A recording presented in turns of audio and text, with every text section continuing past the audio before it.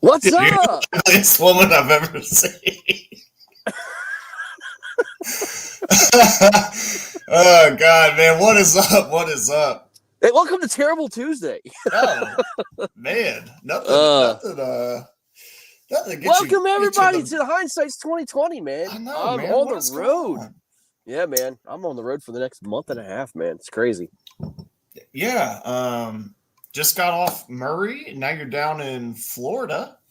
Yeah. So you left Virginia. You went to South Carolina. Mm-hmm. Go into Florida. Then Back to South Carolina. Back to South Carolina. Back to South Carolina, and then back to Florida. So. Oh, then back to Florida. Yep. Yep. Those are the days, man. I mean, this is what we do. For everybody tuning in, yes, Greg and I had a bet. Yes, somebody lost that bet.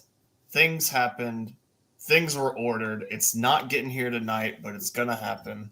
Friday. So next week's show, man, I will pay the penalty. Next week's show, yeah. Someone is going to pay up, and the somebody is not me. You know, I tanked it just for the gram, right? No, you got to take it for the gram. Oh man, dude, it was brutal, man. I mean, look, this is called Hindsight 2020. This is where we take, the guys and just, we don't hear about the winners. Like we already heard them. We want to take the guys that suck, and yours truly is one of them, man. Absolutely, I mean, yours truly is one of them. And man, where do I begin, dude? Where do I begin? well, let's set the stage. So you drive down to South Carolina. What do you know about Lake Murray? You're going into it. What do you know? I know nothing. Honestly, I know nothing about it. The only thing I could compare it to, again, by looking at the maps, was the lake back home. It's called Lake Anna. Lake Anna is a very popular lake, man. It's a lake that it's well known in the Virginia Piedmont area, and it's a terrible lake. I mean, it's a terrible lake. What can you say? I mean, I don't fish that lake well. I'm not a Highland Reservoir guy. I mean, no big secret. I'm not a deep water. I don't like fishing points and stuff that doesn't have grass. And I knew going into the lake, I was going to struggle. And so, I tried to find something that it fit what I try to do. And I'm a river guy, right? And so, Blake, I literally drove down. I parked the camper, got out of the truck, went straight to the lake, and found some areas. I think I got there on Wednesday. I got there on Wednesday, and I got on the water right at 1:00, right? And found this creek, unloaded, went to the very first cove I found, and dude, really within 10 minutes, I caught a fish. I FaceTimed you, right? Yeah. It's pre-fishing King Nosar at his finest. Yeah. And so I was like, okay, but I noticed, and you noticed, that these fish were really white, pale. You know what I mean? It was about 16.5-inch fish or so. And they're, and they're real chunky, man. And so I was like, okay. So it kind of gave me a clue that they were staging or pre-spawn, getting ready to move into this creek. And then I took the creek and I went all the way to the back of the creek, man, just to see if there's any grass or anything I could find that they may set up on, maybe spawn in. And I'm probably 2 miles back to the creek, and in the creek. And it was twisty, turny, got real shallow, a lot of lay downs. I had to, basically jump over some logs and stuff like that, trying to, get way back there. And I couldn't find anything. I was Drew Gregorying through this creek, man. And so I couldn't find anything, man. So then I was making my way out towards the mouth. I said, okay, so if they're kind of setting up for spawning and staging, then they're going to be kind of like mid-creek to the mouth of the creek. Yeah. So started making my way, fishing back towards the mouth of the creek, and I found this like little cut, and then where the river turns, there's this like rock bluff, and there's some cypress trees, kind of like lay downs, and some cypress trees in the water. Cast the old chatter jig in those areas, dude, and it was dunk, dunk, dunk, dunk. I mean, it was crazy. Down. Easy. I mean, dude, I was catching them left and right, man. I was like, holy smokes. And then, Blake's like, you better get out of there. I'm like, dude, I need to find, like, quality fish. I mean, these are, like, 16s, 17s, and 18s. My advice was go find bigger fish. Backup stuff. Yeah, backup stuff, right. Backup stuff. Because for everybody listening, like you're saying, like, oh, I'll catch a 16, this, that, and the other. your best 5, if you'd put them in the boat, were in the ballpark of 90. Yeah. I mean, I think you had 84 inches that you boated, and you lost one that was like a 19, something like that. So I mean, you were right there. Well, I had a 19, and again, I was seeing if I could find that, see if there was like more quality fish up creek. You know what I mean? Because the males were coming in, was the female staging out on the mouth of the creek, one of the points of that. And again, you know how they come in waves. So I got out of the creek, had a really good day, man. I mean, like you said, I was like 90 inches. Yep. And so then I went out the next day, went up to Buffalo Creek, which is the north end, completely different water, right? The water I was fishing was muddy, dark. I mean, just, it was pretty nasty stuff. Sure. But I wanted to go, like you said, go find another spot. So I went up to Buffalo Creek. First thing in the morning, I go out to this like little cut in where there's a bunch of secondary points. And I went into these coves, again, using the old chatter jig. I mean, in wood, which is crazy. I know it sounds crazy, but using the chatterbait in the wood, I caught a limit within an hour. I mean, they were on every other cove, in docks, on wood, and they were just chewing like mad. Okay. I was like, okay, it wasn't as big as a limit. It was probably maybe 84 inches or so, but it was like this pattern was going. Okay. I'll take 84 every tournament I fish this year. Yeah. I will. Going into it, I thought for sure 100, you had to get 100 inches. Yeah. So, but again, I was satisfied. I was like, okay, this pattern is working. The next day, this was Friday, I only went for a little bit, man. Well, let's slow down here because before we speed run your practice, we do have Jig Master coming on a little bit because he sucked too. Yeah, he did. I kind of want to tie what you're doing in practice with how Robert's doing, and then let you both kind of tell your tournament woes. Yeah. So we'll slow the roll on that a little bit. I want to say hi to Jerry Baker, Jerry T, Jason Starley. What up? Got a good crowd on tonight. Yeah, man. Noby, Greg, what is up, fellas? Thanks for tuning in. Your boy's on the bat squat cheer by Rogue. Oh, I love it. Man. But gotta tell you, these cans, okay, this is a problem. On the backside of this can, it tells you let me see if I can get that glare off it. It tells you food it goes with.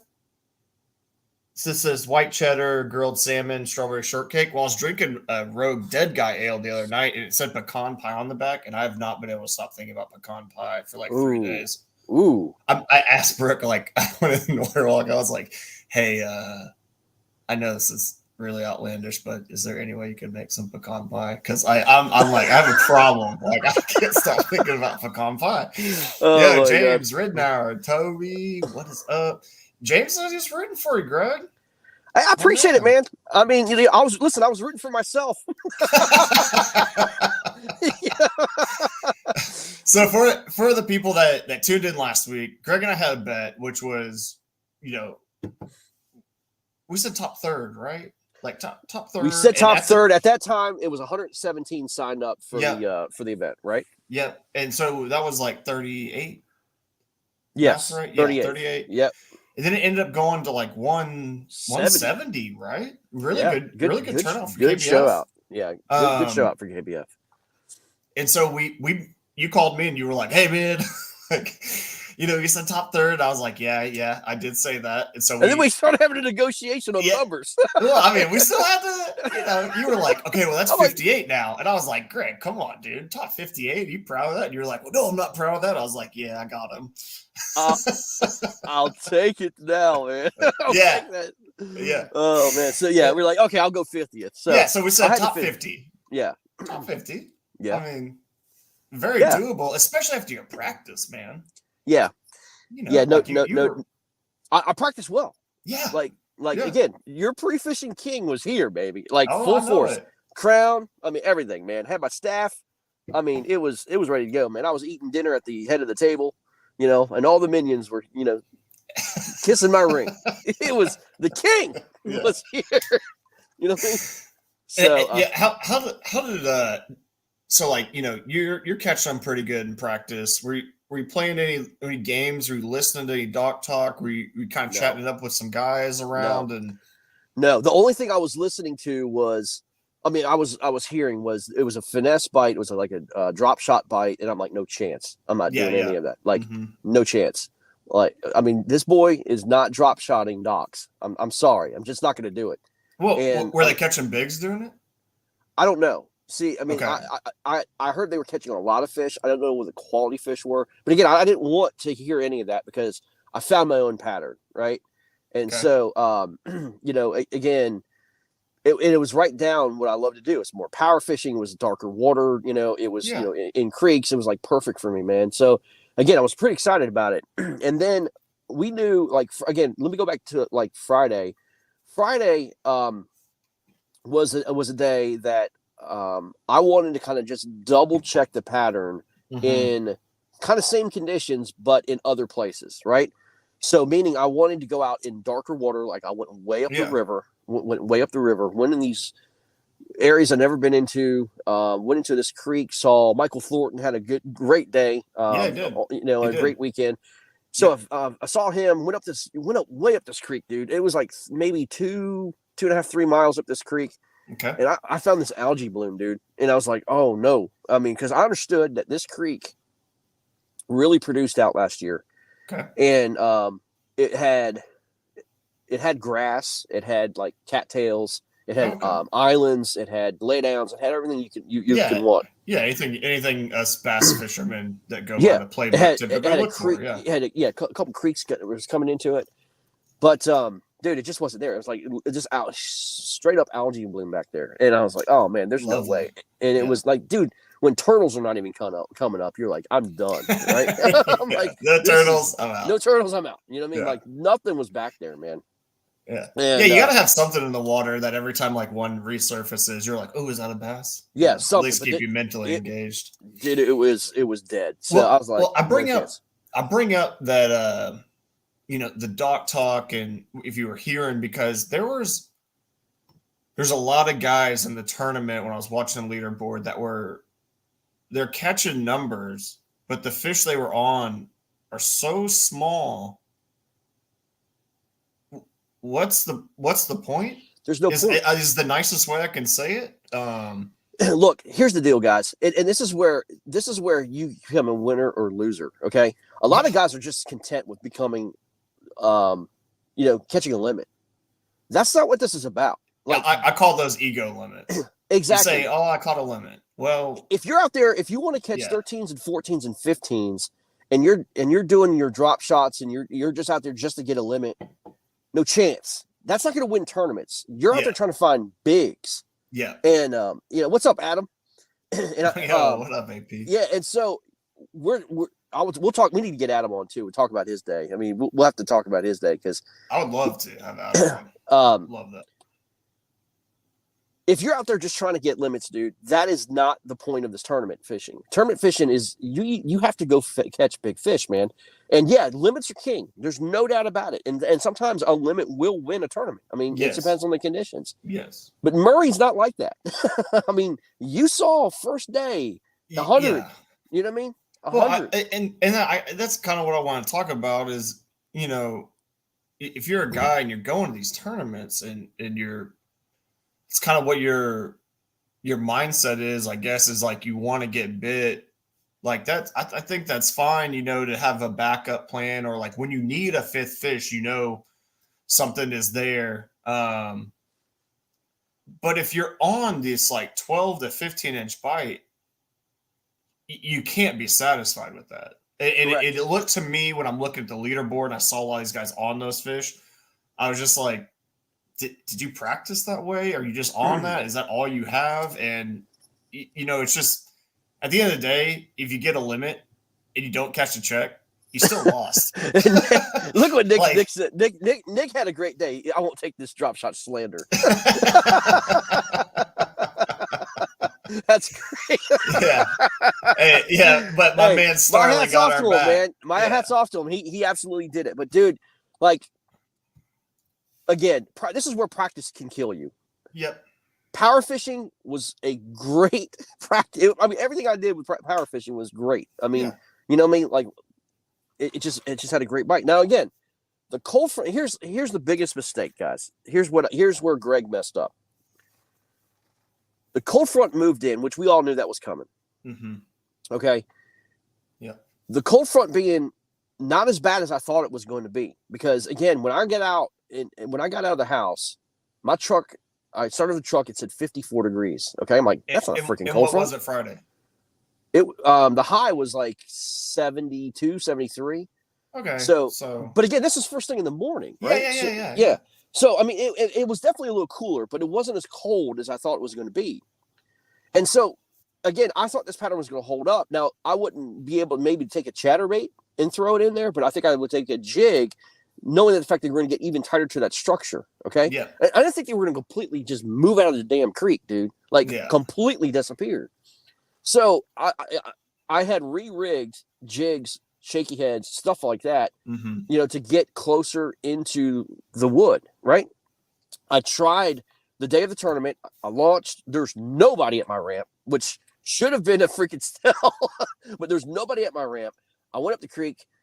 I hit every spot. I was crushing them in pre-fishing. They just weren't there. And I made like 2 or 3 laps around this area.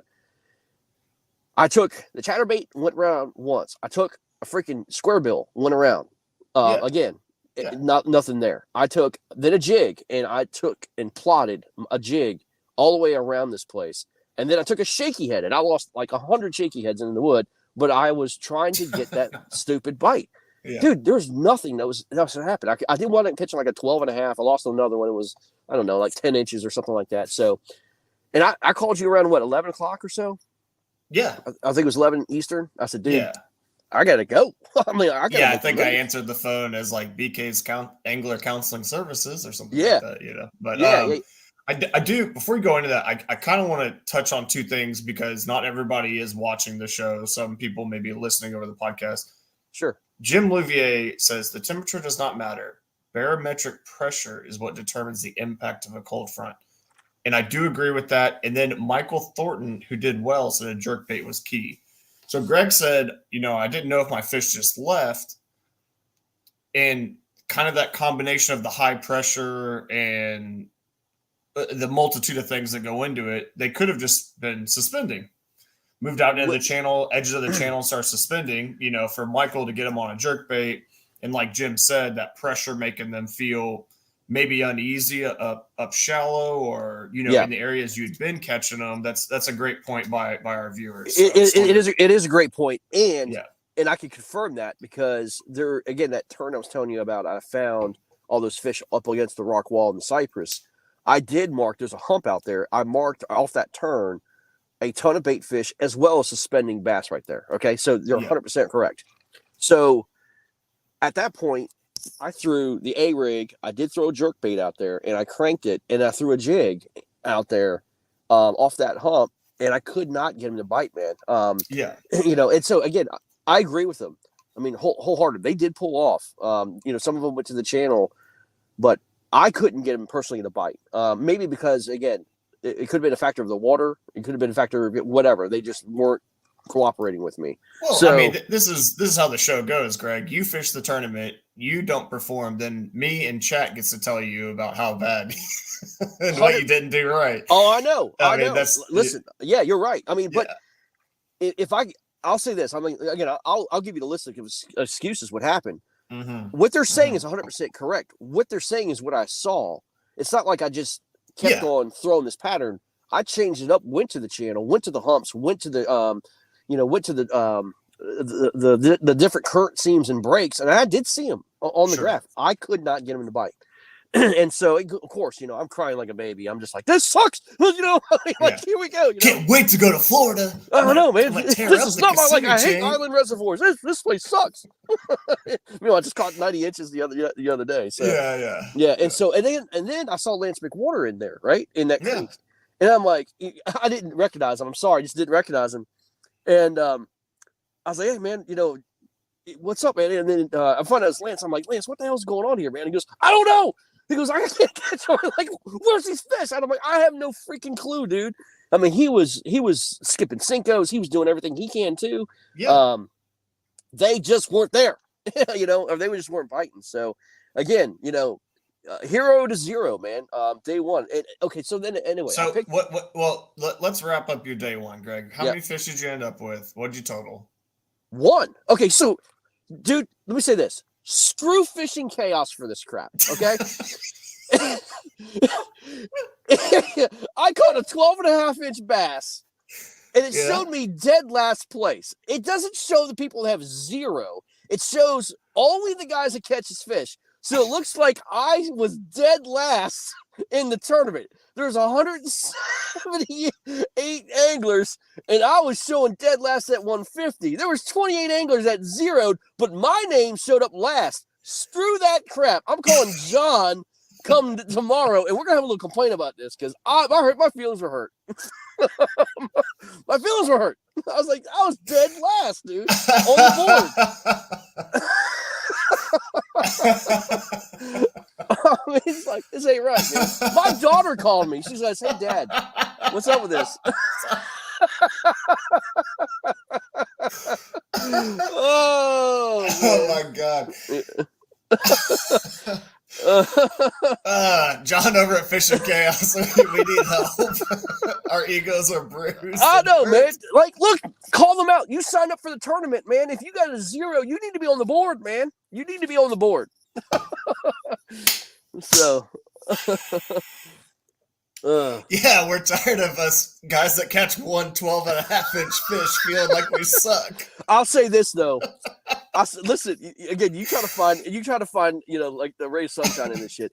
Listen, straight up, like there was a list about that long of people caught one fish. I just so happened to catch the smallest fish. You know what I mean? I was like, daggone. I mean, it was a struggle, man. Somebody had to be in that spot, Greg, and it was you, man. It was me, man. You're right. Somebody had to be in that spot, man. And it was me. For your punishment, we had decided that you would eat the world's spiciest chip.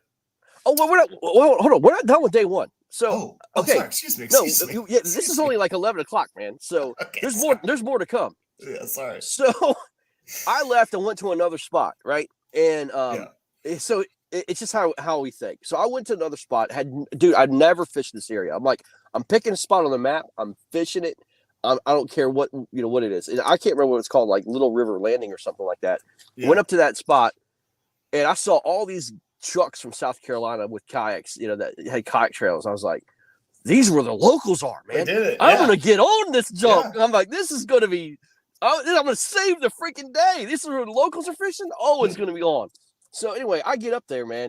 And I'm like, do I go left or right? Left or right? Where do I go? You know what I mean? Like, okay. So anyway, I took a right, and I found this, I was fishing along, trying to find docks and stuff like that. Couldn't find anything, man.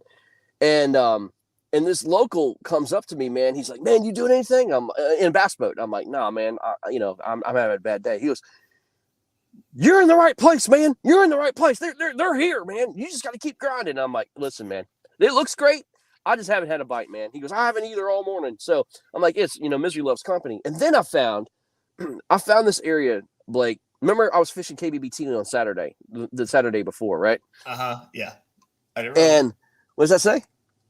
Fished that spot last year. Amazing looking garbage water. Mr. Kenwood. It's the sewage plant, man. There's a sewage plant coming through there.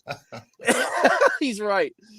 So anyway, I found this place, dude. And remember, I fished KBBT the weekend before, and I found this flat off a river that was like this spawning flat that opened up to like this big fishbowl. I found the exact same thing up this river, right? Yep. And I was like, oh, it's going to get on. So I did the exact same thing I did at Chesden. Did not work out. And I was like, okay. So anyway, then I went out of that area, went straight behind up the bridge in the opposite way. And again, lo and behold, this area that I've never seen really, even pre-fishing, this island had a bunch of cypress trees all over the water that was submerged, right? And I'm like, here we go. I'm going to be flipping cypress trees, Yeah. And, there's a channel swing to it right there. Man, I was like, oh, there's got to be fish laying here. Again, zero, blanked out. Then, this really pissed me off, dude. I found this island. And, I'm humming along in my old town. I'm trying to get there. And this bass boat comes flying in, cuts me off, goes to this point, that I was going to start at and then work my way around into this cove. Yep. Well, he starts at this tree I was been eyeing for like a mile. Okay? Right. Like I wanted to start. So he throws in there. He throws like this white Cinco. Which is what you were going to throw, right? No. No. That's it. He throws this Texas rig white Cinco in the very end of the tree. And I'm watching this. It's like slow motion. He pulls out like this 6-pounder, man. And I'm like, oh, easy. Yeah. Yeah. Okay. So that was your problem. You didn't throw a white Cinco all day. Exactly. Yeah. I'm like, you got to be kidding me, right? You know. Yeah, good takeaway. And so, I'm wishing him happy birthday, and I'm giving him, great loves, and tell him what a great guy he is. Yeah, giving him a little wave with your. Yeah. And I'm just like, you got to be kidding me. So anyway, I try to fish around away from him in docks and skip docks and everything else. It just didn't work out, dude. So anyway, that's the moral story, man. I went and covered a ton of areas in a ton of water, and just suck. I just suck, man. Yeah. So after all that. At the end of the day, what we have is what we were talking about, which is you have to eat a spicy chip. Yeah. The whole thing. Yes. In a sitting. We tried to overnight it, and they don't overnight those chips. They don't, man. They're hard to get a hold of, dude. I know. Like so many people doing it for the gram and the YouTube out there. It was like hard for us to get, and we tried to overnight it. Can't get it. It's going to be here Friday. Yep. And so we are going to have you eat that next week on Tuesday. Yeah, next Tuesday. The show next Tuesday. I'll probably be here at the Starbucks. Yeah. I'll just throw it up in the parking lot right here. Yeah, absolutely. So, but you weren't the only person who sucked this tournament, Greg. And you can take peace in that or whatever you need, because one of our own, a guy that was talking a bunch of mess to you about the tournament. Well, he's here. I'm not sure what he's doing. He's grilling. Maybe Fig Blaster. Are you with Fig us? Blaster. Oh, y'all caught me while I was you're gonna bring me on now? Fuck that. Okay, sorry. We'll take you back off. You let us know when you're ready. It's all good. I'm just pulling stuff off the grill, you know. Oh, y'all didn't know you were gonna get a turn into the Food Network. Yeah. Woo. My bad. Give me no, I'm good. I'm taking it off the grill, so I heard your story, Greg. First off, I just want to point out Greg Nosar was last. I just want to point that out. He was last. That was not last. He was last. I was not last. I want to hear no bullshit about you wearing last. He was last. Greg admitted that he did appear as last, but that John over at Fishing Chaos has made a huge oversight by not putting the anglers that caught no fish on. Yeah. We have a complaint coming in. You know what? I'm gonna say the same thing. You know what? Coming from people who lose, we come up with excuses and stuff like that. So, amen, brother. You know what I'm saying? Amen. This is hot. No, is this? Yeah, this is hindsight 2020. This is hindsight 2020. This is day one, though. We're gonna get to day two. So we need to talk about your day one, Mr. Brown. Shit. And remind all the good people listening, Robert. You fished this event last year. Where did you finish? I'm sorry. We don't all have Zoom in. Could you? Oh. He just showed you what happened. What's up? Wow. That's sixth. Wow. That was last year. There's a big difference between last year and this year. Here we go. The excuses. Let's hear it, man. I'm gonna sit back and sip my drink. So man, you saw the trophy, the 6th place joint. So I went back for first day of practice. I went back to the same place. It was on the Saluda River. It's an area on Saluda River that when you look at Navionics, all Navionics says is that it's shallow, right? Yeah. But this creek actually has a channel that runs through it that's about 5 to 6 feet deep, and it has standing timber, it has grass, it has dollar pads. And last year I caught them all on spinnerbait, with the exception of my 2 bigs. Yeah, you caught flipping a lay down wood thing. Yeah, the standing timber. I watched your YouTube video. I threw a jig up in there, dude. Trust me, I threw that same. This is hindsight. So I threw the same fucking jig up in the wood. Go ahead, I threw the same jig up in the wood for like hours. hours. I'm talking about I let it soak. I worked it. I did, man. I put a bra on that thing and did everything with it. It still didn't work. So that was in practice, and I was like, all right, this creek is dead to me. So I left the creek. This is practice. I left the creek, and I started exploring the river, and I found a grass patch. I found a couple grass patches. First grass patch I pulled into, I got smashed on a jig by a big fish. The only reason I know it was a big fish because she jumped, but she didn't have the hook. She just had her mouth closed and wouldn't let the jig go. She jumped, opened her mouth, and the jig flew out. So I hit marked her, went around the corner to the next grass patch, and I caught 3. Bless you. Bless you. Bless you. Bless you. Thank you. I caught 3, so I was like, okay, well, grass is playing this year, but it wasn't a lot of real steak. It was literally like 50-yard stretch of grass. Okay. And so I was like, okay, that's a pattern. It seems to be holding good. Day 2 of practice, I went to the main lake, but I fished a creek, and I think I was talking to you and Greg on the phone. Y'all know my mind state on day 2 of practice. Yeah, not great. Yeah, it was. I was worried about you, man. Yeah, it was great. You. I was great. I'm not a very negative person, but I was negative as hell that day. Oh yeah. I think that day the only thing I caught was about a 40-inch bowfin. Ooh, that's a big old grinnell, boy. All right, bowfin. Sorry. It was huge. Grinnell, bowfin. Depends on where you at. You're right. Yeah. Huge, dude. But like when she hit, like it's funny because I threw up next. I found this flat, dude. This flat, and it's way back of the creek. Seems way back of the hoodoo. Way back of the creek, I found this flat that had a shit ton of standing timber, and I was just flipping this timber with the jig, and the water was clear. So I flipped into this one piece of timber. The jig got hung up on a piece of wood just underneath the surface. So I'm just popping the jig trying to get it loose. All I see is this big ass mouth come up to the jig, right? But it missed it, and then the jig popped free and came out of the water. So I just tossed it right back in there. I was like, I think that was a big ass fish. Tossed it right back up in there, and I was just shaking it, and then thunk, and I set the hook, and it was a goddamn 40-inch goddamn grinnell.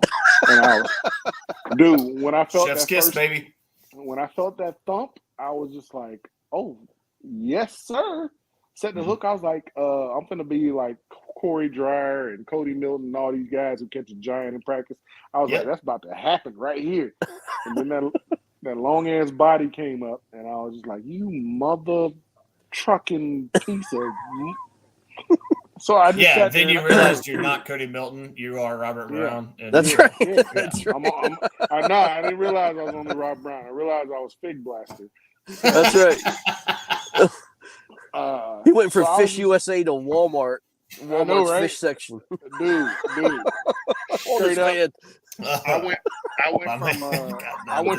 went from Gucci cotton to Walmart cotton real quick.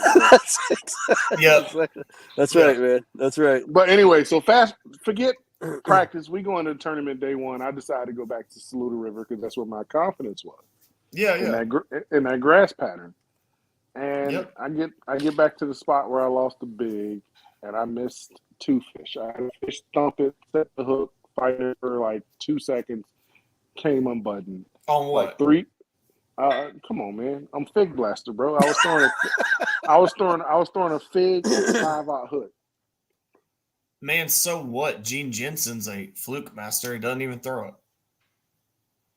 But I'm Fig Blaster though. I'm not Gene Jensen. I'm not Fluke Master. I threw a fig on a 5-aught hook. All right. Okay. It was a strawberry flavored fig. Big strawberry flavored. Strawberry. Yeah. Okay. Strawberry. not strawberry. It was scrawberry with a K. Okay.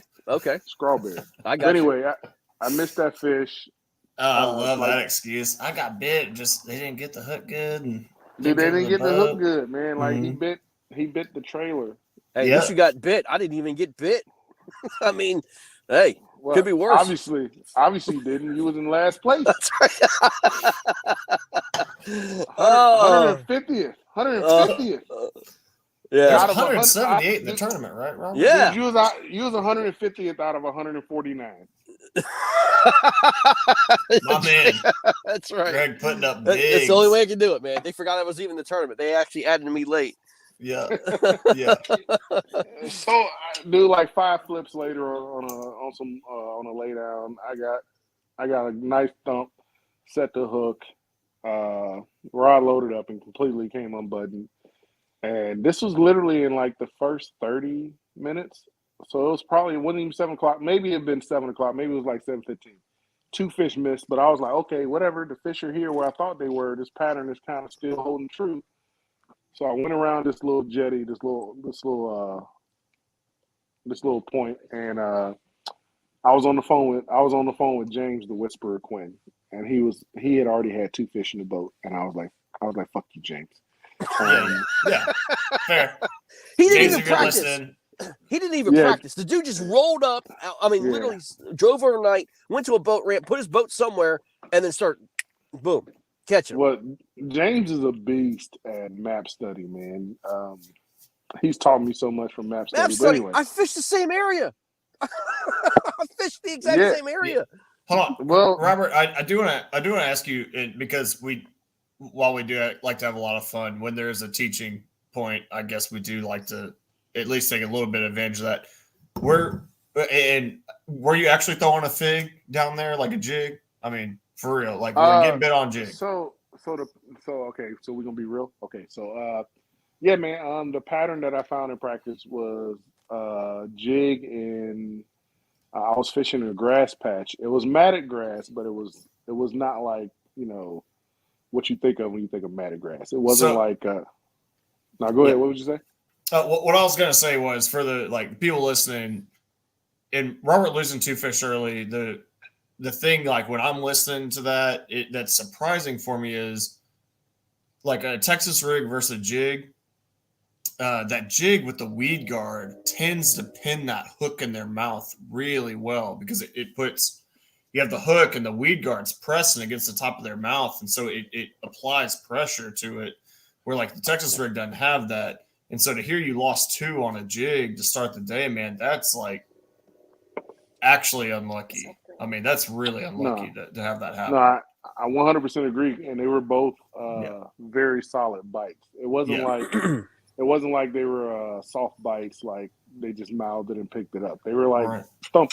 If you're a jig fisherman, you understand what I'm saying. When it was a thump, it was that thump that you get where the fish takes it to the back of the throat, and well, if you didn't have that limp-wristed hook set like you do, man, you know what I mean? Yeah, like you and the boys had a pretty good night the night before, man. I don't know about came out all limp-wristed and a little finessey. I ain't gonna make no excuses, man. It was probably because I talked to you earlier that morning. Hey, that's the freak. That's it, man. Exactly. Yep. Yeah, you want to hook up with them bigs, you better not be talking to Nosar come tournament day. Yeah, so honestly, I'm with you. I'm 100% with you, Blake. Like, a jig is my favorite thing to fish, man. And if anybody's seen me fish a jig and seen my hook set, I don't do soft hook sets. Like, I've had quite a few fish come flying out of the water when I set the hook. Yeah. Like, I swing for the fence when I set the hook with a jig, and I lost 2 off the bat. So, did you see Robert doing a Christine Fisher hook set, like leaning back, like this? Back all arched over? I'm 6'2", 270 pounds. Bro. That's how I picture you, man. Like if I do your ass in the air, Fisher, like I mean, just. If I do the Christine Fisher hook set, bro, I would be in the water. Day long. Your camera's shaking. The camera angle shaking. Such a badass hook set, dude. So I went around the point. This is tournament morning, man. I lost 2 off the bat. I went around the point. I ran around the little jetty to the other side. Yeah. And I tossed up next to a laydown. It was probably in 3 foot of water, 3 to 4 foot of water. The laydown extended out about 15 feet. Tossed up right next to the laydown, and I was dragging it. If anybody, I literally vary my cadences up on the jig until I figure out what cadence. You got to. You have to. Yeah. You have so at this point, I was dragging the jig, and I was coming over wood, and I drug the jig over to a limb, and it was falling, and I got a nice little thump. But this thump, the fish literally hit it and spit it out immediately. And I was on the phone with James. I put the video out. I was on the phone with James, and I was like, and I just got hit. And I usually once I get hit, I'll raise up to see if I got the weight of the fish. Yeah. I didn't have any weight. I realized the fish spit it out. So I tossed right back up in there, and I was talking to James, and I was like, man, I just missed one. I'm trying to get it. Pulled it over the limb again, didn't get a hit. So then I gave it 2 aggressive hops. Tap, tap. And then I felt the thump. It was a nice, solid thump this time, and I was like, I got him this time. Set the hook. It was an 18.5, I think. Nice. Very and nice. This was like literally like 45, maybe an hour into the tournament, maybe. So I was like, all right, this pattern's holding tight. Bro, when I tell you, I ain't even going to prolong this shit. I proceeded to get bit probably 8 to 10 times. Set the hook on all 8 to 10 of them. I was on the phone with him for 3 misses, man, in a row. Rod loaded up, and then fish would just pull free. Dude, I ended up with 2 fish day one, man. 2 fish, 18.5 and I think a 14. Okay. And about 8 to 10 missed fish. And I was talking to Greg, man, because me personally, I'm still working on my mental game. But you got to, man. When I have those fishing trips, not just tournaments, but those fishing trips where I'm getting bit and I'm missing fish, for me personally, that's way worse than not getting bit. It 100% is, because you can't help but think, like, what was that one? What was this? What was that? Yep. But for the people in the chat, you're sitting here listening to Robert's story, and the first thing I'm thinking is, if you're getting short struck on a jig, but they're eating a jig, you downsize. You cut your trailer down so that when they short strike it, they can't grab anything but the hook. I didn't even do that. I actually switched to a Texas rig Bandito bug. Nah, I ain't talking about Texas rig. I'm saying if they're biting a jig, you're on a good jig bite. I pull my jig out. I cut that skirt way down, like to where it's flush with the hook. And I cut my trailer down to where it's barely sticking out past it. Because if they're going to short strike it like that, the second they hit it, I want that hook in their mouth. Yeah, you want more hook exposed. Yeah. Mm-hmm. So exactly. I hear you, and a lot of people do that, and it works for a lot of people. Well, this is hindsight 2020, Robert. I didn't fish the tournament, so I'm allowed to tell you what I would have done, because I definitely would have caught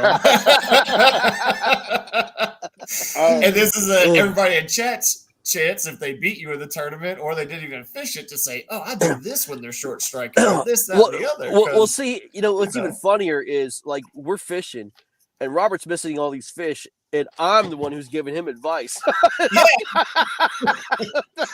Well, then last place Nosar he's telling Robert how to catch fish. He's spinning out mentally, and you should have heard us, man. We were like 2 whack jobs, literally talking to each other like, man, this just sucks, man. This is bullshit. I mean, this is crazy, man. I can't believe this is happening to us. What was me stuff, man? I'm like, geez Louise, man. It was a joke Saturday.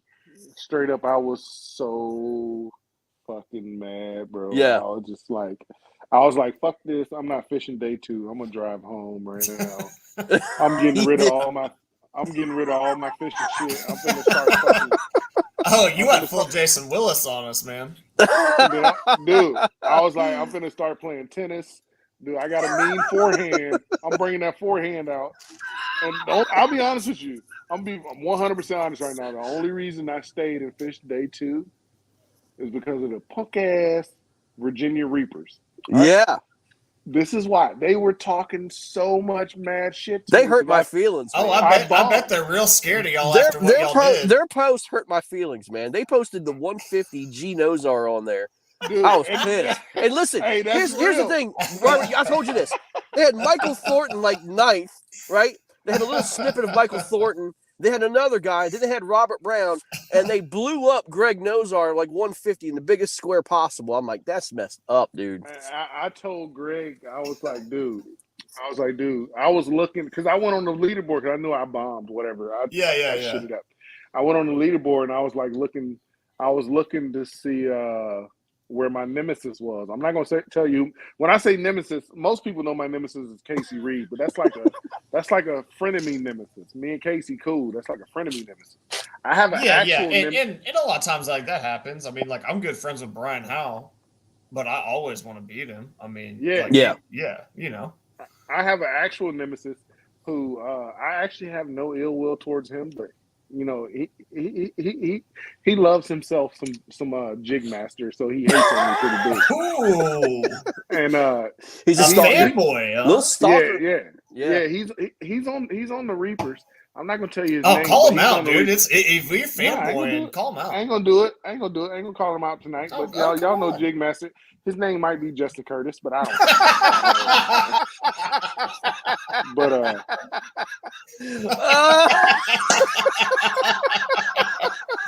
Justin Curtis. Oh my God! I saw. Well, Listen, he was nice to me, man. I saw him pre-fishing, man.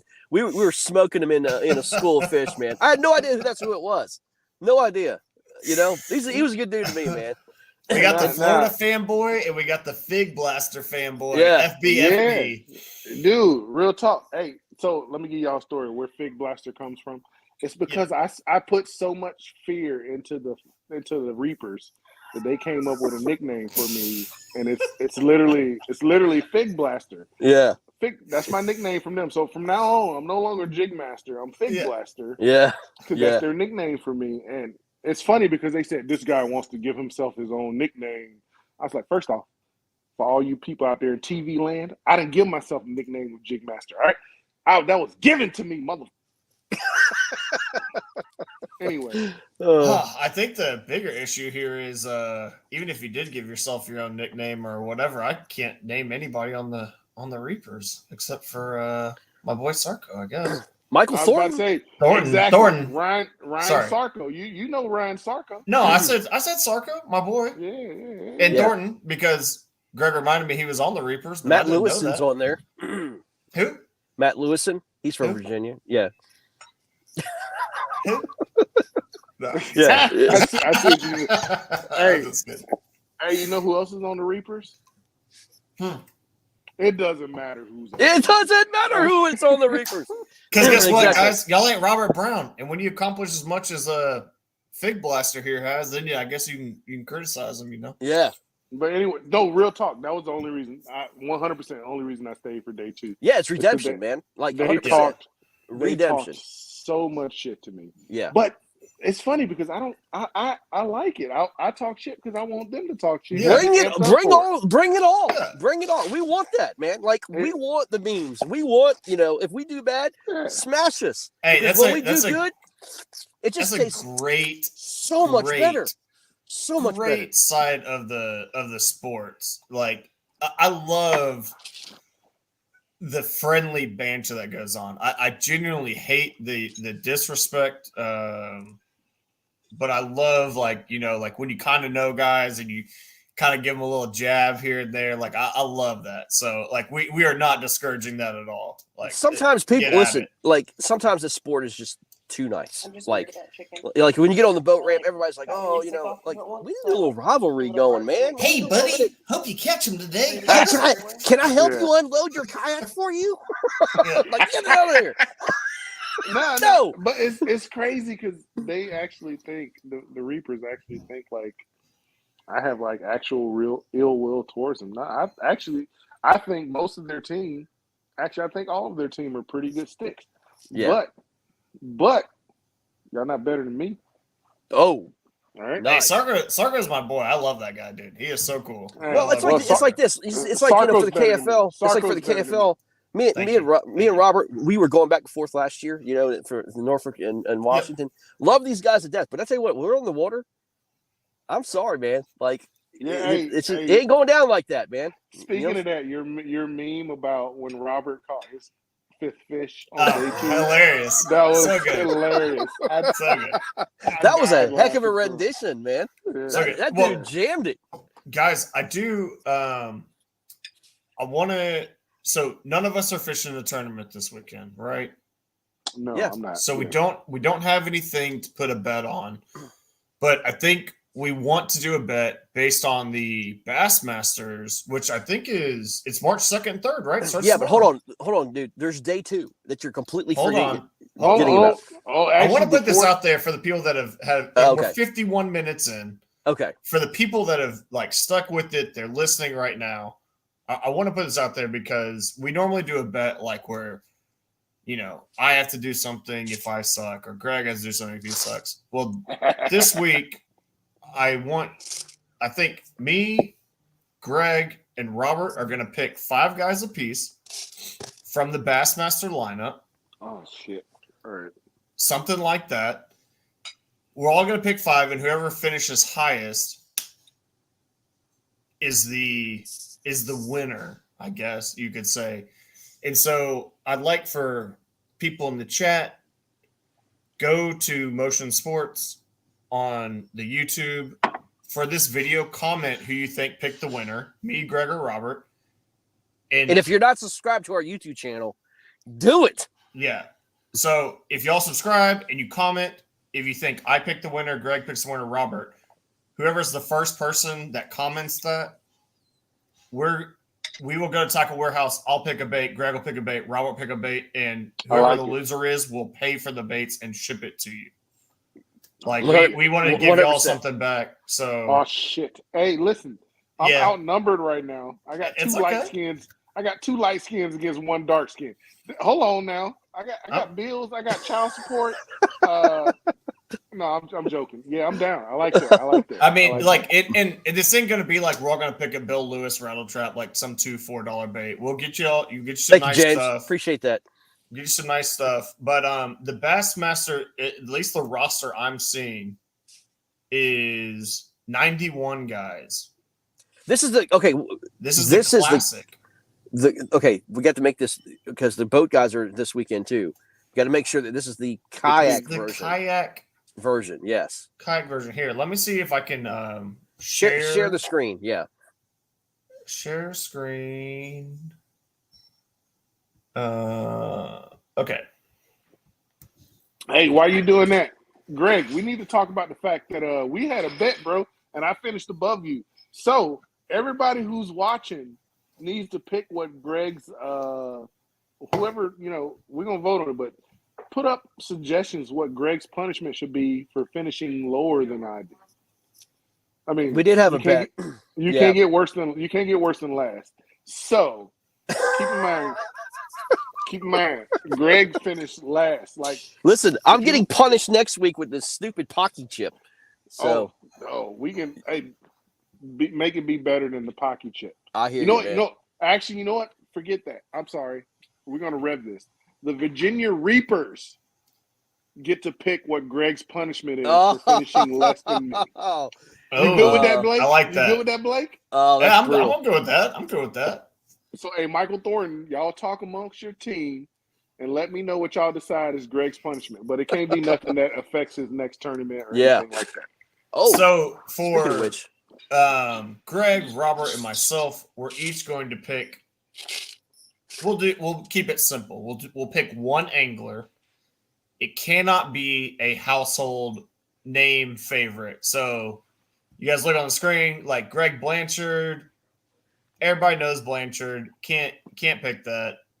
Brad Case. People know Brad Case. So your obvious names that you might want to pick. Guillermo Gonzalez. You can't pick. I don't know Guillermo. who that is. Who is Guillermo? Who's that person? I don't know. That's the kayak. Yeah. I don't know. I know who he is, so I should be able to pick like him. This guy, whoever this is right here, Mike Iaconelli. You can't pick Mike. I heard he's pretty good. Yeah, guys, and also comment who do you think's going to win this week? I mean, good guys or not. Cody Milton, Rolando Nandine, like the hottest angler right now, in my opinion. I mean, he's been smashing. Whoever this guy is right here, Adam Patron, so we're all going to try Casey Reed. We're going to try Eric Siddiqui. We're going to try to not pick top names. We're each going to pick one guy that's not a top name favorite or odds on favorite. Casey's my VA fan. My VA guy. I can't pick him. And like I said, to win, gotta be subscribed to YouTube on this video. In the comment section of the video, once it's finished, drop who you think's gonna win. Blake, are you fishing that? Oh God, no! I would. Okay. I'm not a Bassmaster guy. Sorry. I was gonna pick you if you were fishing it. But, Oh, thanks, dude. I appreciate that. I can't even see who's on there, guys. I'm sorry. So are we doing this tonight, Blake? We doing this pick tonight? I think we should. Yeah, I mean, it's this weekend, right? It starts tomorrow. Yeah. Okay. All right. Well, just to so we don't keep everybody here. We want to jump into day 2, Greg, Blake. Well, I want y'all to pick somebody because we're gonna do the pick now. Okay. Yeah. We got a pick right now. Okay. And it can't be on the top favorites. If you need to get me guys to send you the link, I can. I already got my pick. Who is it? Mike Cheatham. Mike Cheatham. Yep. Okay. You got Mike Cheatham. Greg, who you got? Can you see me or hear me? Or did it okay, I can hear both. All right, I got hear you. You can't see me? You got a black screen on my screen. I don't know about everybody else. Okay, all right. I just got to look at the list here real quick, guys. Sorry. No problem. I mean, have a look at the list. I'm sure Robert and I can. Yeah, you do your thing. Find fun stuff. But I'll go ahead and make my pick because, I am actually going to go with. Ooh, man, it's tough. Obviously, like if we could pick odds-on favorites, but we're trying to pick guys that we don't, maybe aren't necessarily getting the attention of the other national guys. Trying to do that, and I'm going to go Joey McElroy. Yeah, I was gonna say I would love to go Joe McElroy, but he finished second in the Classic last year, so I think you gotta say he's Richie McMichael. Come on, there's some bangers on there. I mean, I'd love to pick Adam Patrone and all these guys, but go up again because there's my right. Is okay. Mark Pendergraft? Is Mark Pendergraft also one of the top guys? I got 2 guys. I don't know if you can hear me. We only need one, Greg. It's just one. All right. I only need one, right? Yep. All right. I'm taking Mark Edwards. You're gonna take Mark Edwards? Yeah. And where's Mr. Mark Edwards out of? He's from West Virginia, man. Okay. I am going to take Dylan Lowry, if that's acceptable, out of Georgia. Yeah. Dylan Lowry's my guy. He is normally a pre-fishing king like Greg, and I've got faith in it. I was about to say Dylan is known for catching the fish, but it's usually before the tournament. So before the tournament, catches them joints. Yep. But I got Dylan Lowry. Okay. Greg has Mark Edwards. Rob, you got Cheatham. Mike Cheatham. Mike Cheatham. So guys, subscribe. Put the comment down. If you're the winner, then we will see it in the comments section. Pick who you think, and it's whichever guy finishes highest at the end of the event. It's a 2-day event, and like I said, you'll get some. So what you're saying? So are you saying they have to go with one of our picks, and whoever finishes higher out of one of our picks? Yeah. Okay, gotcha. I will say this. I will tell you this. I know we're not supposed to pick the big dogs. I think Eric Siddiqui crushes this event. I think Eric Siddiqui is going to be your winner. Really? Okay. Yeah, I do. Yep. Yep. I think Siddiqui. Can you tell me something real quick, Greg? Yeah. What does his left nut taste like?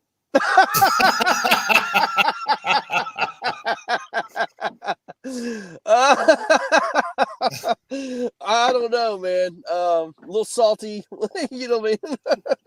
Does it taste like crocodile wipes? Yeah, right. So guys, don't comment here in the feed with your picks. Like I said, when this video, like we wrap it up and it's on YouTube, go on there, and if you're subscribed and you post it in the YouTube comments, just either type Robert, Greg, or Blake, whoever you think is going to win, and whoever's the first guy that picks one of us, and whoever wins will end up getting that, and we'll reach out to you and send that over. So, guys, if you want, please tell us your sob story about day 2, or maybe it's not a sob story. Hey, Greg, first off, before you start your sob story, because it is a sob story, hey, how many fish did you catch day 1? I caught 1. Caught 1. It was a big one, dude. How many squirrel fish did you catch day 2? 1. Oh, okay. Nice improvement. Consistency. Yeah, Consistency, it is. bro. Oh yeah, it was consistently bad for sure. I mean, it was bad. And it's what sucks about it is I completely changed things up on day 2. Like it was like you say, like whatever I did was not working. So again, went to a place, didn't really fish it, picked a spot on the map and just went right. And yeah, dude, I hate. I hate. That, like, You see this pecan pie down there? That's what got me fucked up. I see that. That's what got me, boy. All right, go ahead, Greg. Sorry. I took a shaky head in my hand all damn day and literally threw shaky heads in between docks, in docks. I mean, listen, in the rain, you know what I mean? Like, listen. Hey, Greg, can you read? Can you read the screen right quick? Aloud for the listeners. Well, Greg Nosar in Greek is left nut.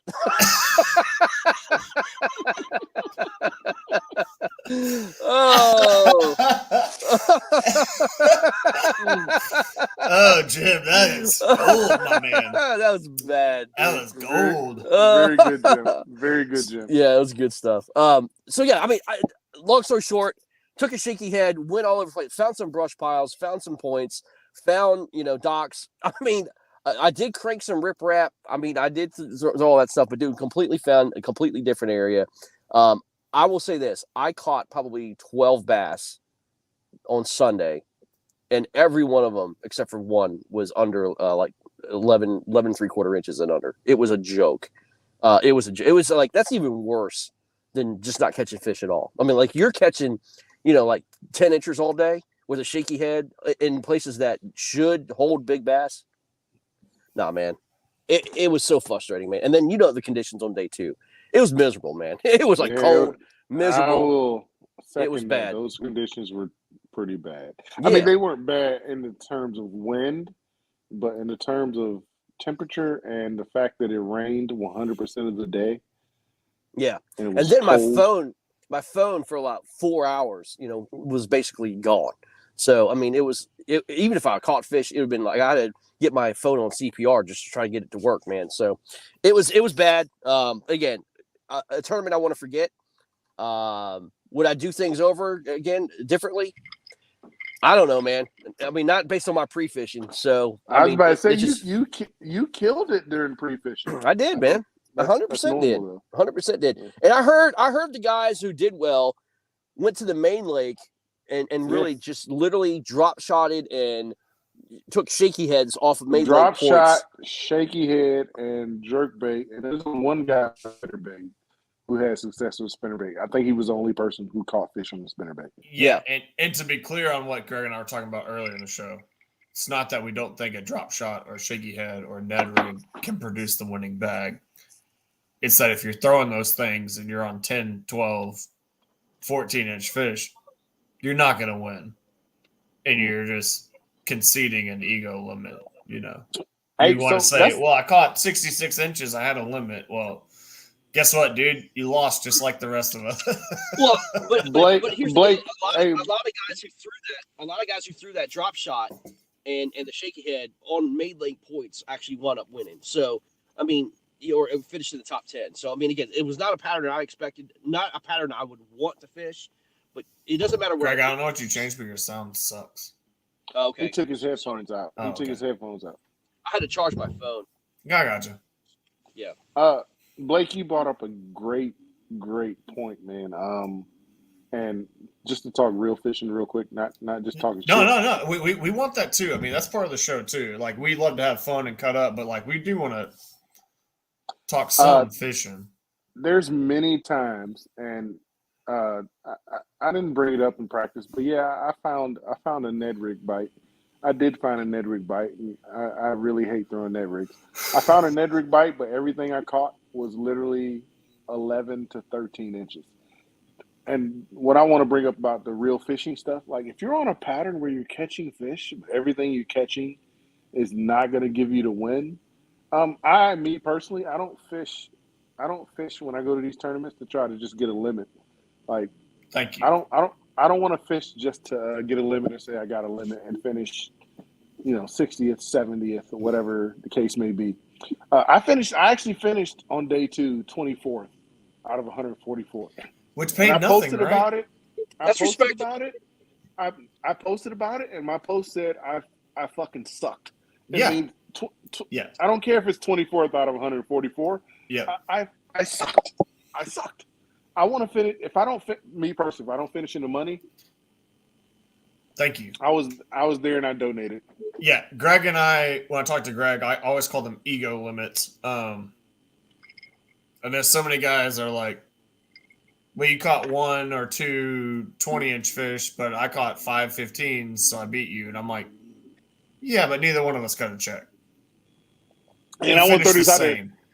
Brandon Polnick said it best: you either win or you go out to learn. Yep. And that's it, man. Like, if you don't win, you're out there to learn. And if you're just chasing 12 inchers, you're not learning. You're not learning. Nope. Hey, Blake, tell me about. By the way, Jeremy Heath is on here. Congratulations, brother. Absolutely.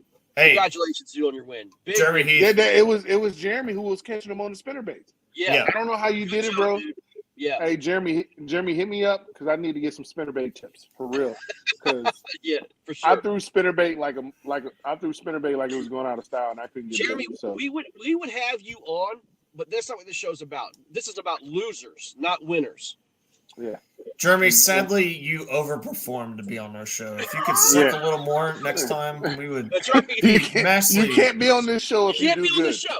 That's right. He won. You have to suck, and you have to suck. That's right. Well, you didn't suck, man. Deep in the laydowns is what he's saying. Okay, so that's a great point. So look, I mean, here's my point. With his victory, I mean, he caught 100 inches, right, with a spinnerbait in the laydowns. I was finding the same fish with a chatterbait deep in the laydowns in the creek. And again, I remember talking to you about it because I was like, dude, you're throwing the chatterbait in wood. Like, how the hell are you getting it to come through? Yeah, that's what I was doing, man. Burning it through, man. But yeah, dude, he just got on, man. Again, I think like we were talking about. I know this is Captain Obvious, but location mattered, right? the pattern was nothing, but location mattered. Hey, Greg, is that a thing though? Real quick, Greg and Blake. So you said you were burning it, and 1, you said you were burning it. 2, I know that you weren't throwing a jackhammer. So you think that's a thing that because you weren't throwing a jackhammer and you were burning it, that's why it came through the wood better? Is that a thing? I don't know. I don't throw chatterbait enough. I don't throw the jackhammer enough to know. Okay, first of all, I don't throw jackhammers around wood. That is like a magnet for disaster. Yeah, I heard the thunder cricket is better in wood. I don't even throw the thunder cricket. I throw the Z-Man custom chatterbait, and it bounces off wood just fine. I don't ever get that one hung up. It has a thinner bill to it, so it just doesn't get hung up in wood too much, man. No, it has a wider head. Okay. Yeah, I was about to say, what do you mean by thinner bill? It does. Okay, what I mean is, so a jackhammer has a pointed, blade to it, right? A teardrop head, and then This was a square bill. It's kind of like a square bill. I mean, that's what it is. It's a square bill on a crankbait. It'll bounce off the wood. I have to look at the custom. I didn't know. You said custom, right? Yeah, I don't like either one of them in wood, and I don't like the ones with weed guards. I think those are all trash. I think if you're going to get down deep into the wood with a moving bait, you either throw a square bill or you throw a spinnerbait. I think the Z-Man Cross Eye has a weed guard. Yeah, the Cross Eye's on. I think the Cross Eye's on the weed guard. Yeah, but I don't like that. The chatterbait is notorious for getting thrown as is. I don't even want to put a weed guard on there for one other thing to be in the way. Although I do think if you hooked up, it'd probably keep them pinned a lot better, just like a jig. But I'm sorry, I didn't mean to talk real actual technique. No. I mean that's I don't ever mind the technique talk. I mean I'm a bait junkie and I love that stuff. But it does not surprise me to hear a spinnerbait down in wood caught fish because you can creep it so slow or even jig it over limbs. If you're still watching, Jeremy, one question before we start actually talking trash is, hey, Greg, give me a second. One question: not chatterbait, but the spinnerbait you were throwing deep in the wood.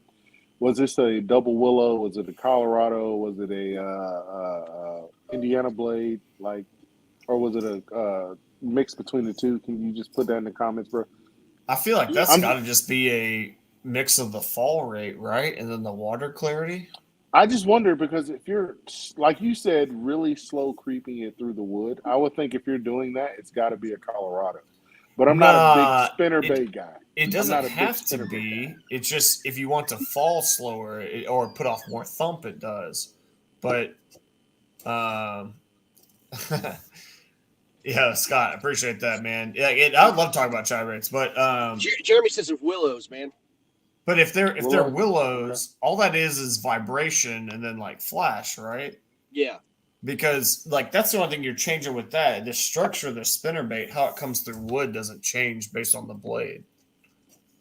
I don't know. That's why I was asking. Yeah, exactly. So I was trying to learn. So here's the Z-Man Custom, man. I mean, it's you see that square point to it, whereas a jackhammer has a more rounded point. Won't you hold them next to each other? Where's the jackhammer? You don't own any? No, the jackhammer has the same point, dude. I thought so as well. That's a jackhammer head. It has the exact same thing. I thought so as well. It's thinner. Look, it's a thinner head. It's a thinner blade, guys. This thing bounces. That jackhammer is a much heavier, thicker blade. It is. Oh, so that's what you meant by thinner. Okay. Exactly. Okay, so this, I can bend this so easy, right? Whereas the jackhammer is more heavier, has a little bit more thump to it, right? When you throw this into wood, because of how thin this stuff is, I can't explain the whole science about it, but dude, it just doesn't get caught up. It rips through grass better. It rips through wood better. I don't know. I mean, it's just a thinner blade, and it just. I'm about to go out and buy both of them. Well, I actually own one. I disagree with some things. You can disagree, man, but I'm just telling you. I'm gonna go out and buy some custom. This is exactly what I do, man. I mean, this is. I'm gonna go out and buy some custom. It doesn't get caught up in wood, bro. I'm not talking about wood. I'm talking about you saying ripping through grass easier, flimsier blades. Oh, did he say wood? I think he was talking about wood. But. Yeah. He was, but he literally said it comes through grass better. He literally just said that. This does come through grass better than a jackhammer. Yes, it does. I disagree with that. I disagree with that as well. Yeah, thank you. Okay, so I won Fellsmere. Okay, hold on. I know this from experience. I just won. Oh boy, here we go. We won one Florida tournament. Now we're going to talk about it. Greg, that's super hindsight. Listen, hold on. That's hindsight 60-60.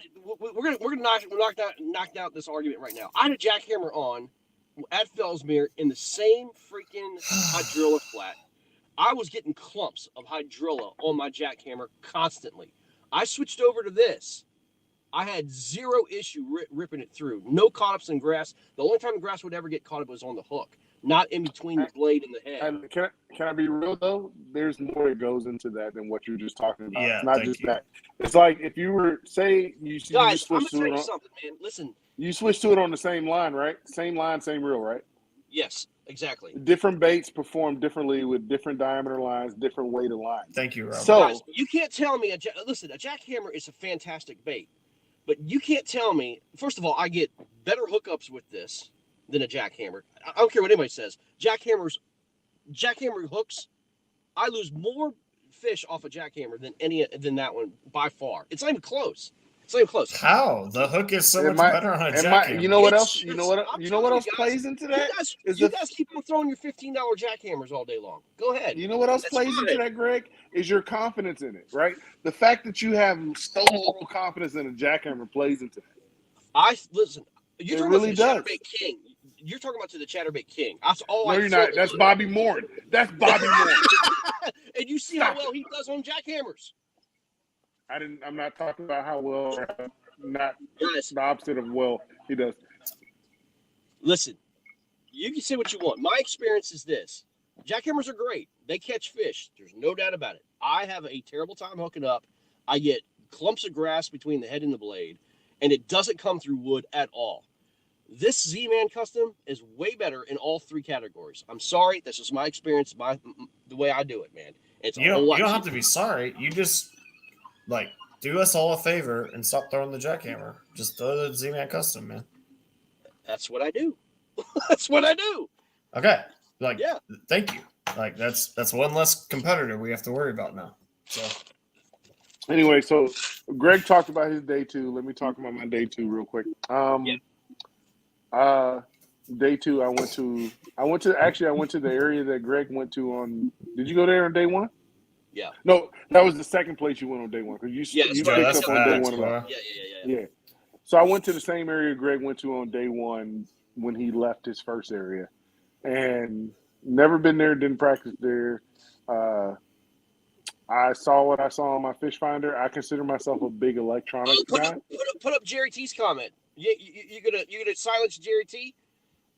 No, but I was trying to consult people who actually catch fish on chatterbait, not people who just have an opinion. Okay, I just won a tournament on a chatterbait in Florida. Get out of here. What? That was hindsight 75. You literally just said no. You literally said people catching fish. I just won a tournament with a chatterbait in grass in Florida on that chatterbait. Against how many people? Oh Get out of here. Against how many people? And what people? Against everybody in Florida. You know what that sounds Against like, everybody. Greg? Sherman Bishop, if you're listening, dude, he beat you. With that crap. You know what that sounds like, Greg? That sounds like the Virginia Reapers saying they're the only team in Virginia who hasn't, who didn't not make the playoffs. You just said a statement. Hold on. You guys just said a statement that nobody wins on that chatterbait at all. Like nobody said that. Nobody said that. No, bro. Nobody said that. No, seriously, nobody said that. Absolutely. No. Nobody said. Man, first off, we're getting off the rails here, lads. Greg Blanchard only throws the custom, and he wins a lot of tournaments. Exactly. So nobody said nobody wins tournaments on until he got only on the customs. Then he stopped doing so hot. But anyway, did you just call out Greg Blanchard on hindsight 2020? Well, I just said he hadn't been doing so hot. I think you would agree with that. The only thing I'll call out on Greg Blanchard, he never wears a hat. That's the only thing I'm gonna cover. Yeah, what's up with that, man? No hat? That's bad. Yeah, it doesn't make any sense to me that he never wears a hat. But anyway, you gotta wear a hat. So day 2, I went to the same area Greg went to on day 1, and I think before lines in, I was talking to Greg, and he was like, "Yeah, I was there yesterday. It's terrible." And I was like, "Oh, thanks, man. I've never been here, so hopefully." Well, like Ken Wood said, it's literally like this dark water of trash. Hopefully it's not terrible for me. But I was marking very good stuff. I was marking fish. I was marking fish on this flat just off of the channel, right? The channel was about 10 feet deep, and there's a huge flat off to the right of the channel. And I was marking fish up in about 5 foot of water on this flat. And I was like, this is awesome. This is awesome. I'm not really a power bait fisherman, but one thing I hate the pre-spawn. I'm sorry, I hate the spawn because pre-spawn and spawn because I won't say spawn, pre-spawn because power baits usually excel way more than what I do in the pre-spawn. So fishing a spinnerbait, jackhammer, moving baits excel. So I usually don't do well during this time of year, but I was seeing good things on this flat. Fish are like moving, they're scattered, they're chasing on this flat. I had fish busting. So I started out with a jackhammer, throwing it out. I think it was the Golden Shiner jackhammer with the Yamamoto trailer on it. I can't remember the name of it. We were just talking about that today. Yep. Is it the Zako? Is that the name of it, Zako? Yeah, there's a Zako. But Robert, you're gonna have to speed this up. We are 1 hour and 20 minutes deep. I'll speed it up. So I got no bites on the flat, right? And so I went back to what I know, what I like to fish is a jig, and I started working docks. I pulled up to a dock. It had a wooden ladder in the water. I tossed the jig up to the wooden ladder, let it soak for like 3 seconds. Started swimming off, set the hook. It was a 19 3/4. Nice. So I was like, that was literally like an hour and a half into the day. And I was like, okay, well, maybe this is the big fish pattern. I worked docks, the same thing, looking for ladders. I worked that for the next hour and a half. I got no bites. I found grass, went to grass. I put the jig down. I picked up a Texas rig bandito bug in natural color. and I caught three fish off of the same grass patch. So now I got 4 fish. I'm like, cool. It's like 9:30, 9:45, 10 o'clock. I got 3 fish for like 65 inches or something like that. I'm sorry, 4 fish for 65 inches. I was like, oh, that's pretty big. No, four fish for 65 inches. And I was like, okay, a 15-incher will put me at 80 inches, and then I'll be able to just upgrade, and I'll be good to go. Yeah, I didn't get bit again for a very long time, super long time. And then I made a run into the river. Found a grass patch in the river, through the jig, through the Texas rig, through jackhammer, nothing. And then I went Florida with it, and I tied on a speed worm in June bug. And first cast, I thought I was hung on a patch of grass, and it was a fish. I missed that fish. I saw the fish. It was a good fish. Saw the fish. It was a good fish. I was like, okay, that's okay. First cast, good to go. I think my 4th cast after that, I felt the bite. Swung on the fish. I was throwing it on. First off, I was throwing it on a fairy wand. I hate throwing spinning reels. I hate throwing spinning reels. You've never heard a spinning reel being referred to as a fairy wand? No, I just can't. Why are you doing that technique and you're throwing a spinning reel? I just don't. Because I was throwing it in a very sparse grass, and I wanted the bait. I wanted the speed worm to stay on top of the grass. So I put it on the spinning reel, which was braided line with fluorocarbon leader, with a very lightweight. I want to say it was a 16th or 3/16 ounce weight. So I wanted because it wouldn't stay on top of the grass on a bait caster setup. Oh, right. So most bait casters I throw, Blake is absolutely hammering you guys tonight. But most bait casters I throw don't have light line on them, bro. So first off, most of my bait casters don't have braid on them. They don't have braid on them. If they do, it's a frog rod or a punching rod with heavy braid. Okay. I'm not Texas. I'm just telling you how I do it. No, I'm listening. I was just wondering why you think that has to be on a spinning rod. So I'm confused about.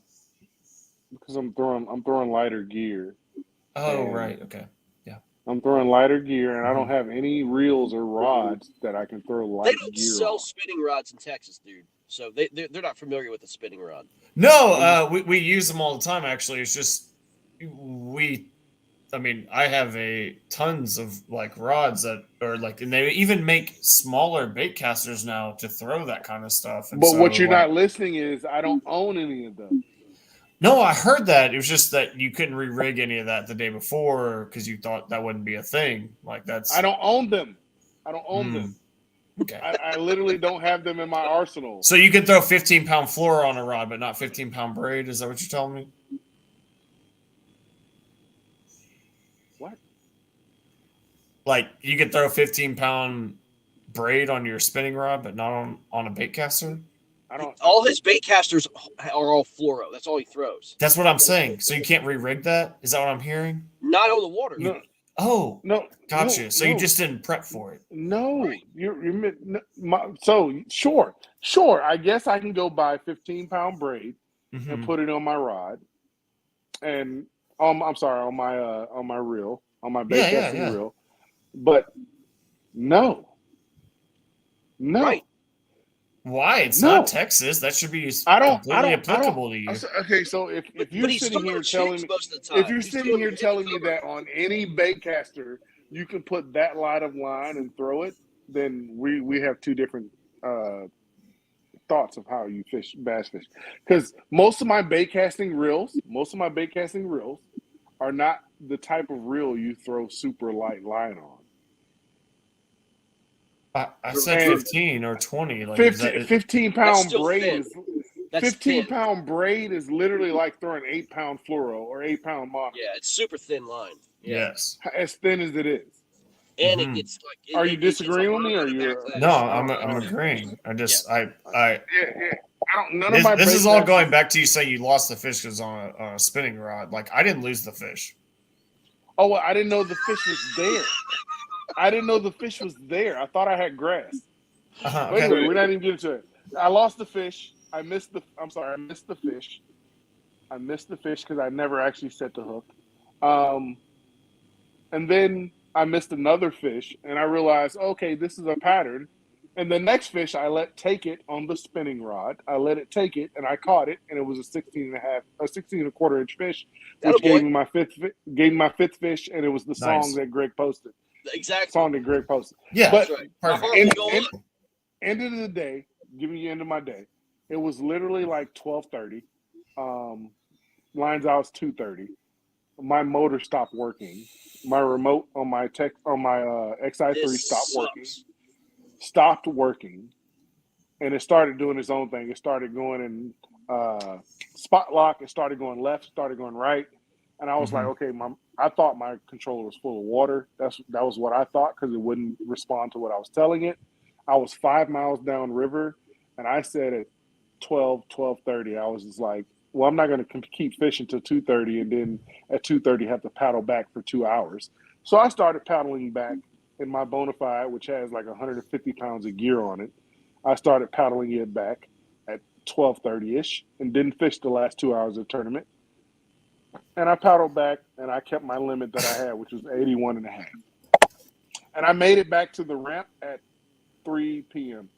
Well, you got 81 and a half, which was shitty. much better than you or Greg did the day before. I mean, better than day one, but it was shitty because it was 81. Yeah. I would have died for 81 inches. I would have died for 81 inches. I have any confidence in even that, man. I mean, yeah, but still, like, you fought through it, awesome adjustment. Found fish on day 2, man. Dude, I mean, that's awesome. I mean, it's a great deal. I hate that your day got cut short, though, man. It sucks, because of it is what it is. I was calling people because I wanted somebody to tell me. I was calling so many people like, hey, can you come get me? Nobody answered the phone. Everybody hates me. So, quick wrap up here. Greg is still king of free fishing. Robert Brown needs a new battery company. And it wasn't the battery. It was the remote. He needs a new battery company. And we are out of here. It has been an hour and a half. Thank you guys for hanging in there. Sorry it was a long show. We got a little off the rails tonight. Next week, Greg eats a hot chip. Guys, go to the channel, subscribe. Link who you think is got their locked-in Bassmaster pick between me, Greg, and Robert. And that's it, y'all. Thank y'all for hanging out on Tuesday. We will see y'all next Tuesday. See ya. Cheers.